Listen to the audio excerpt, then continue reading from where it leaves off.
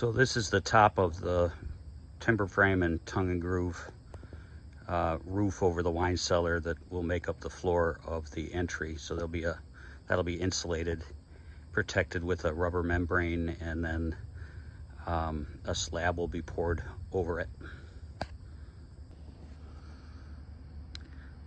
So our excavator, Jim, and his crew have backfilled and done most of the rough grading, so you can kind of see what the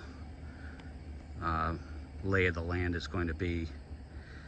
The finished grade will actually be right at the top of the floor system, so there's still a couple feet that need to go on when we're all done.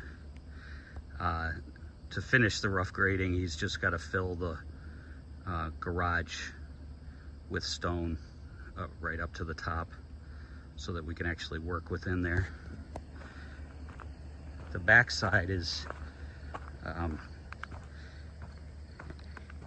huge difference, and really gives me a feel for what the house is going to look like when we're finished, or how it sits on the grade of the land.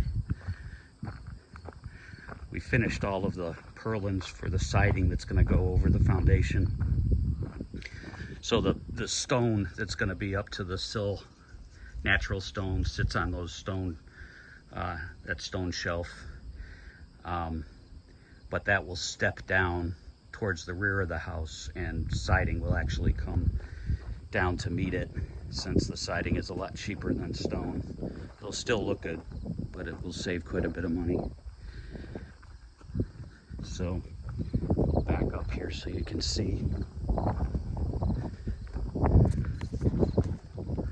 So this is what the rear of the house will be. It's about, I'd say 7 to 8 feet from grade to the top of the floor system back here.